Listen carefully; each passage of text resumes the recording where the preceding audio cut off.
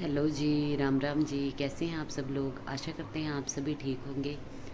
तो जी शाम का टाइम है और 4 बजे हैं और आज हम चले गए थे डॉक्टर के पास। चित्रा का जो है बहुत पेट में इन्फेक्शन हो रहा है, तो उसे चेक कराने गए थे क्योंकि काफ़ी दिनों से उसको पेट में दर्द हो रहा है और ठीक भी नहीं हो रहा। तो एक बार तो पहले दवाई दिलवा के लाए थे और एक बार आज गए थे।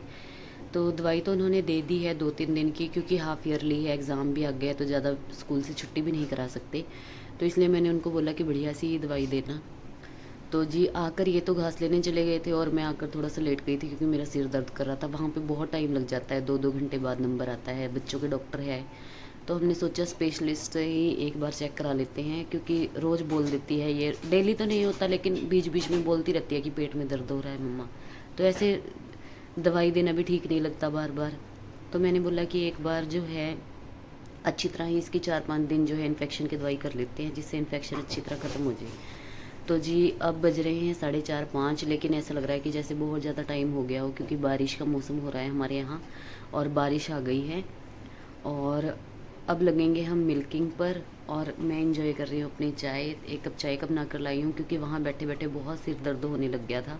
और आके बस मैं तो लेट गई थी, इन्होंने खाना खाया, मैंने तो खाना भी नहीं खाया, मैं तो ऐसे ही लेट गई थी। और बस अब चाय लेकर बैठी हूँ, थोड़ी सी चाय पीकर फिर लगेंगे अपने काम पे और आपको दिखाएंगे शाम की मिल्किंग की रूटीन। तो जी चलिए फटाफट से मैं पी लेती हूँ चाय और उसके बाद आपको दिखाते हैं अपनी मिल्किंग रूटीन।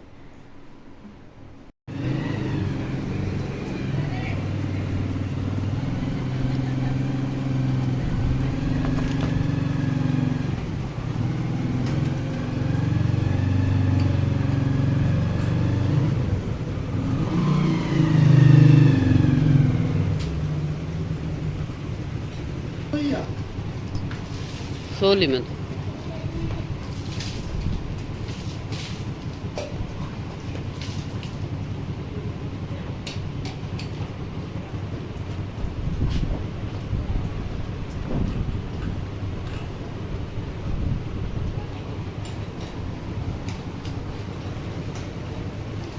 किंगी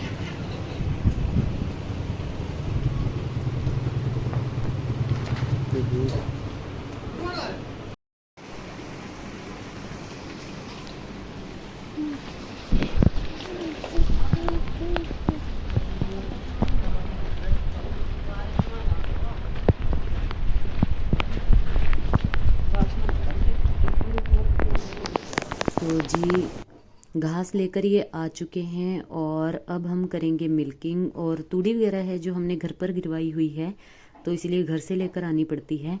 और हरा घास अब हमने अभी नहीं काटा है क्योंकि बारिश हो रही है और बाहर जो है अभी मशीन गीली हो जाती है, तो थोड़ी बारिश थमेगी तभी डालेंगे।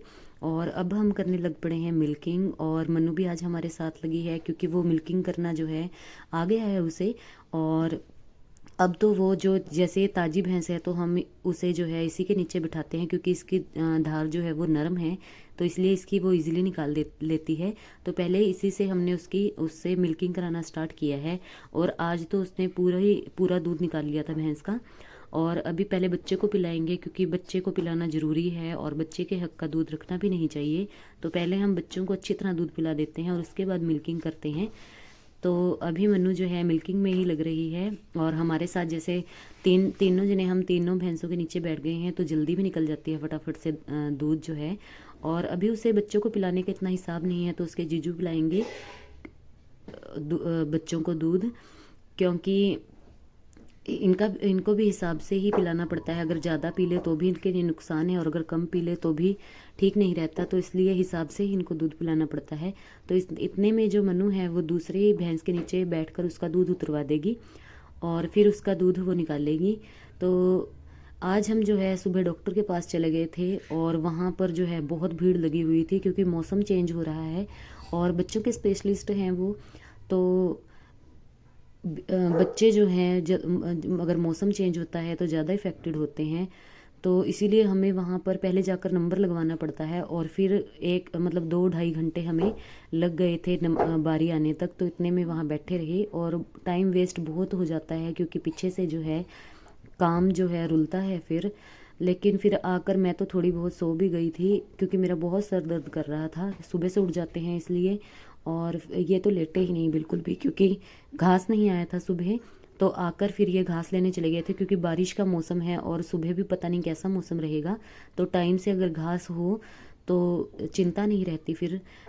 तो इसीलिए मैं जो है थोड़ा लेट गई थी और ये जाकर इतने में घास ले आए। और फिर शाम को 4 बजे करीब मैं इधर ही आ गई थी और बारिश के कारण आज मैं दलिया भी नहीं बना पाई क्योंकि बाहर खुला है और बारिश में जो है दलिया भी नहीं बनता, आग वगैरह जलने में मुश्किल होती है।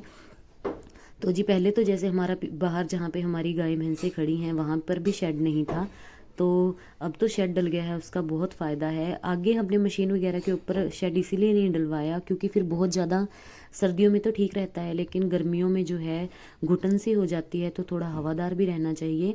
और सर्दियों में भी जैसे धूप वगैरह है, अब शेड के अंदर से ऊंचाई पर शेड डाला हुआ है तो अंदर अच्छी धूप आ जाती है। लेकिन अगर सारा ही छतवा लेंगे तो फिर धूप वगैरह और हवा वगैरह आने में दिक्कत रहती है क्योंकि जो हमारा अंदर वाला रूम है उसमें भी कोई खिड़की नहीं है, सिर्फ बाहर की तरफ हमने खिड़की रखी हुई है। तो अगर हम सारा कवर करा लेंगे तो फिर अंदर हवादार नहीं रहता है कमरे। और आज बारिश थी, वैसे तो हम इनको शाम के टाइम थोड़ा बाहर निकाल देते हैं लेकिन बारिश की वजह से आज हम नहीं निकाल पाए। और ये भी यहाँ नहीं थे तो मुझे अकेले जो है मुश्किल हो जाती है क्योंकि बारिश में अगर इधर उधर भैंसें या गाय जो है भाग जाएं तो फिर मुश्किल रहती है मुझे अकेले को। इसलिए फिर आज तो भैंसें और गाय कोई भी मैंने बाहर नहीं निकाला, सिर्फ जो छोटी गटिया बछिया है वो ही बाहर निकली हुई हैं। तो जी देखिए आप सब, और मनु भी अच्छी तरह मिल्किंग करने लग पड़ी है अब तो। और इसी इसी भैंस की ही मैं ज़्यादातर इससे निकलवाती हूँ क्योंकि इसकी जो धार है वो नरम है। और शुरू शुरू में जो है अंगूठे दर्द करते हैं जब हम मिल्किंग करते हैं, मेरे भी करते थे और मेरे तो बिल्कुल ही छाले पड़ जाते थे अंगूठों पे, लेकिन अपने आप हैबिट हो जाती है। और ऐसे ही मिलजुल कर जो है जल्दी मिल्किंग हो जाती है, अकेले अगर करो तो बहुत टाइम लग जाता है।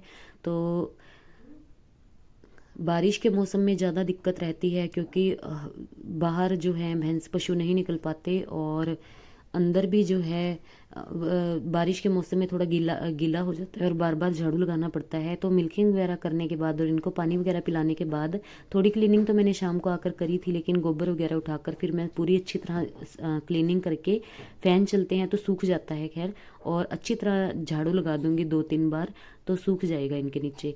और आज तो सारे पशु अंदर ही करने पड़ेंगे, नहीं तो हम जैसे छोटी कटिया बछियाँ हैं उनको बाहर निकाल देते हैं हवा में और रात को वो बैठी भी रहती हैं। मच्छर वगैरह तो इतने हैं नहीं हैं तो, लेकिन आज बारिश है तो उन्हें भी बाहर, बच्चे हैं छोटे बांध नहीं सकते तो इसलिए अंदर ही करेंगे आज सारों को। और उसके बाद जो है हमारा यहाँ का काम फिनिश हो जाता है। तो जी आज मैंने आपको अपना इवनिंग मिल्किंग रूटीन दिखाया है। तो जी वीडियो आपको कैसे लगती है कमेंट करके आप हमें ज़रूर बताइए, और वीडियो को लाइक शेयर और चैनल को सब्सक्राइब ज़रूर कीजिए गाइज़। और मिलते हैं आपसे नेक्स्ट व्लॉग में, तब तक के लिए राम राम जी।